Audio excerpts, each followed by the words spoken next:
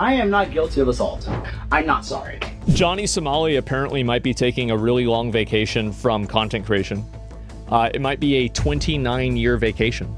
The saga of JohnnySomali is nothing short of a cautionary tale, a stark reminder of what happens when arrogance, disrespect, and an insatiable thirst for clout collide with the real-world consequences of the law. Known for his inflammatory IRL streaming content,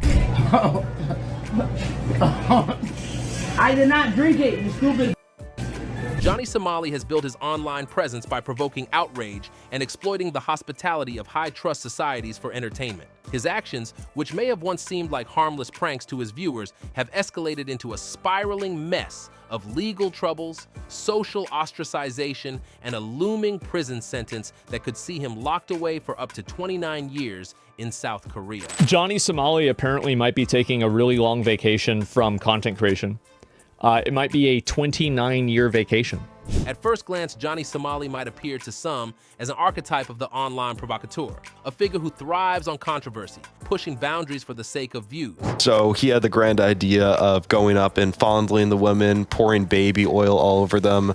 He then undressed. He gave him the Diddy treatment? Yeah, he then undressed himself and then he danced on them. No. But his story is more than just another chapter in the chronicles of internet misbehavior. It's a testament to how far a person can fall when they let their ego and hunger for fame override basic human decency. Johnny first rose to notoriety as a travel streamer, building his brand around live stream visits to countries like Japan, Israel, and most recently, South Korea. Unlike traditional travel vloggers who celebrate the beauty of their destinations or highlight meaningful cultural exchanges, Johnny carved out his own controversial niche by sowing chaos. His streams were not filled with scenic landscapes or heartfelt moments with locals, but rather they were spectacles of conflict and provocation. He thrived on the attention garnered by harassing strangers.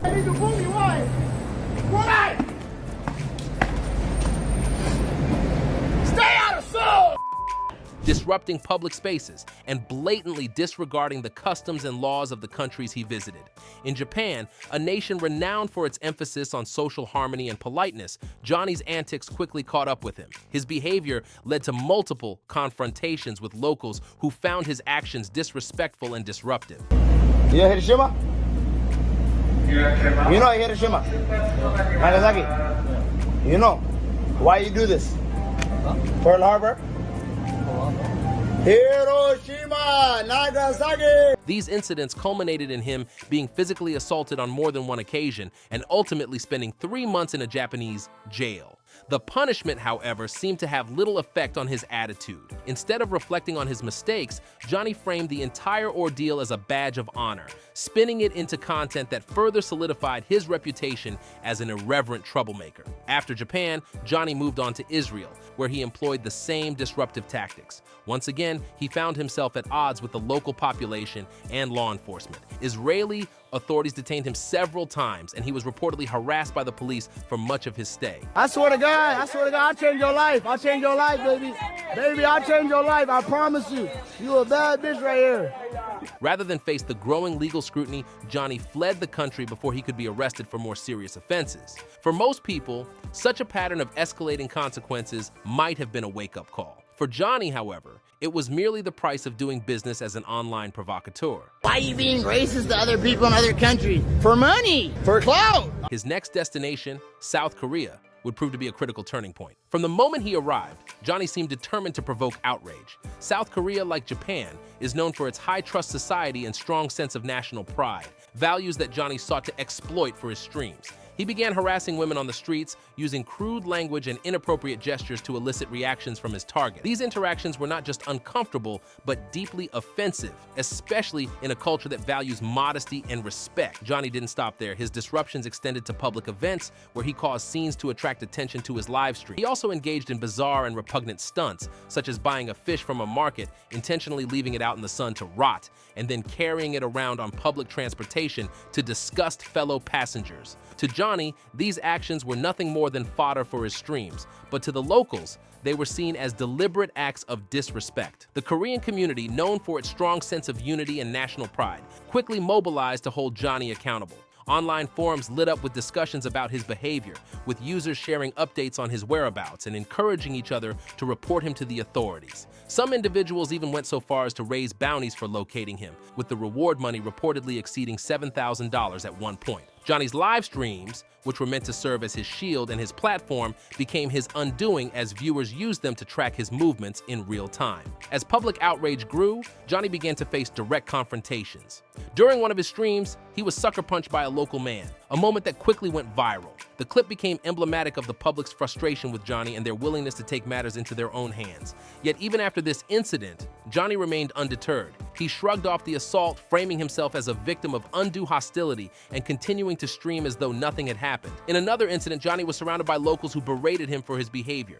The confrontation escalated, and Johnny once again found himself at the center of a spectacle. While he managed to avoid physical harm this time, the encounter underscored the growing hostility toward him. It was clear that his actions had struck a nerve, and the community was no longer willing to tolerate his presence. The authorities soon became involved, adding a layer of legal scrutiny to Johnny's mounting troubles. His first encounters with the police were marked by his usual theatrics: feigned ignorance, dramatic denials, and exaggerated claims of being unfairly targeted. He insisted he had done nothing wrong, portraying himself as a victim of cultural misunderstandings. But as evidence of his behavior began to pile up, his claims of innocence became increasingly difficult to sustain. One of the charges brought against Johnny was obstruction of business, stemming from an incident at a convenience store. During this episode, Johnny threw food around the store and screamed at the elderly clerk who begged him to stop. His actions disrupted the store's operations and left the clerk visibly distressed, a scene that was broadcast live to his audience. This charge alone highlighted the tangible harm Johnny's antics were causing, both to individuals and to local businesses. As the days went on, the situation only grew more dire for Johnny. His passport was revoked, preventing him from fleeing the country, and his online presence began to crumble as platforms like YouTube banned his accounts. Meanwhile, the public's determination to hold him accountable showed no signs of waning. Viewers continued to track his movements, report him to the authorities, and in some cases, confront him directly. Each new incident added to the growing list of reasons why Johnny had become a pariah in South Korea. Looking back, it's hard to see Johnny's story as anything other than a cautionary tale. His journey from a controversial online figure to a potential prison inmate serves as a stark reminder that actions have consequences.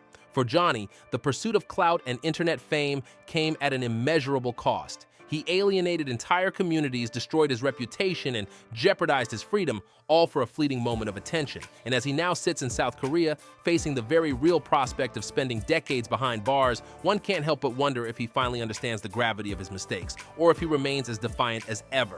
Yet Johnny seemed unfazed by the growing outrage. In his interactions with the police, he played the victim, feigning ignorance and insisting he had done nothing wrong. He mocked those who criticized him, daring them to find him and boasting about his supposed immunity as an American citizen. But this bravado didn't hold up for long. South Korean authorities began investigating him for a litany of offenses. Adding to JohnnySomali's already extensive list of legal troubles was a particularly egregious scandal involving deepfake technology, a modern form of digital manipulation that has become increasingly controversial for its potential to cause harm. In this incident, Johnny allegedly created and disseminated deepfake videos in which he falsely claimed that he and a popular Korean content creator were romantically involved. This wasn't just a harmless prank or an innocent misunderstanding.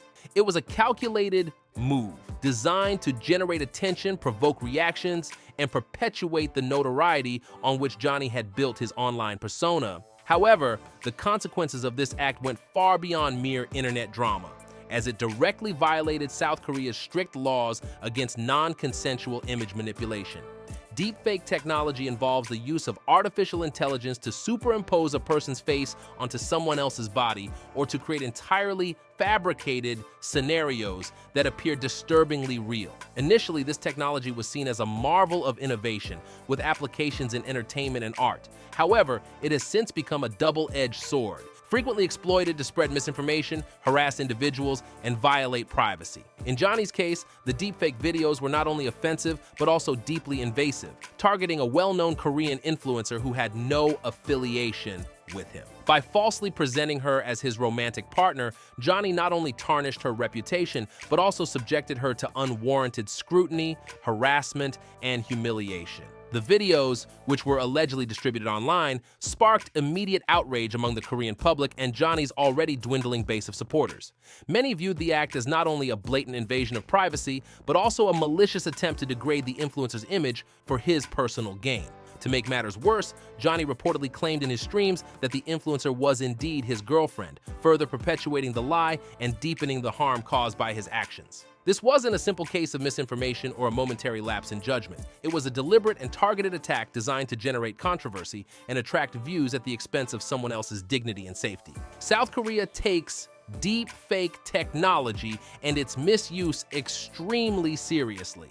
The creation or dissemination of exploitative or manipulated imagery, including deepfake content, without the subject's consent is considered a severe criminal offense. Convictions can result in sentences of up to 7 years in prison or fines of up to 50 million Korean won, approximately 36,000 USD. This law reflects the broader societal commitment to protecting individual rights and addressing the growing issue of digital harassment and exploitation. In this context, Johnny's alleged actions were seen as not only illegal, but also deeply unethical, adding yet another layer of infamy to his already tarnished reputation. The influencer targeted in the deepfake videos reportedly responded by filing legal action against Johnny. This move was widely supported by the Korean public, who viewed it as a necessary step toward holding him accountable for his actions. In her statement, the influencer emphasized the emotional and reputational damage she had suffered as a result of the videos, as well as her determination to seek justice. Her willingness to take legal action also served as a rallying point for others who had been affected by similar incidents, highlighting the importance of standing up against digital exploitation.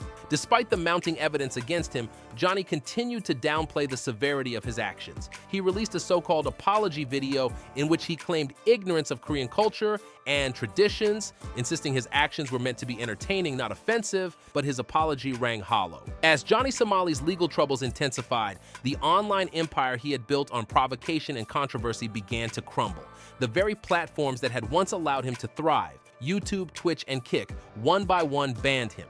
For a streamer whose livelihood depended entirely on being able to broadcast his antics to a wide audience, Johnny's ability to monetize his content and maintain relevance in the digital space was drastically curtailed. These platform bans didn't come out of nowhere. For months, Johnny had pushed the boundaries of acceptable behavior, testing the patience of both the platforms and the communities that use them. His live streams, once a chaotic mix of pranks, harassment, and public disturbances, had drawn criticism not just from the general public, but also from fellow creators. His content had become synonymous with controversy, with many arguing that it went beyond entertainment and veered into exploitation and harm. The decision by platforms like YouTube and Twitch to ban him reflected a growing unwillingness to host content that violated their community guidelines and ethical standards. The fallout from these bans extended beyond his ability to stream. They also symbolized a broader shift in how Johnny was perceived by both his audience and the online community at large. His reputation, already in tatters, took further hits as former collaborators and acquaintances distanced themselves from him. For many, associating with Johnny had become a liability, as his increasingly reckless behavior cast a shadow over anyone who had worked with him or supported him in the past. Even those who had once been willing to give him the benefit of the doubt began to publicly denounce his actions, unwilling to be implicated in the growing controversy surrounding his name. Within his own fan base, support for Johnny began to wane. Many of his followers had initially been drawn to his content because of its shock value and the audacity of his stunts. But as his antics escalated from crude jokes and public disruptions to outright illegal activities, even his most loyal viewers started to question their allegiance. What had once been seen as bold or entertaining behavior was now increasingly viewed as reckless and self-destructive. Johnny's refusal to take responsibility for his actions only deepened the divide between him and his audience. His apologies, when they came, were seen as insincere and performative, further alienating those who had hoped he might learn from his mistakes. The financial impact of losing his streaming platforms was also significant. For a full-time content creator like Johnny, the revenue generated from streaming through ad revenue, sponsorships, and viewer donations was the backbone of his career.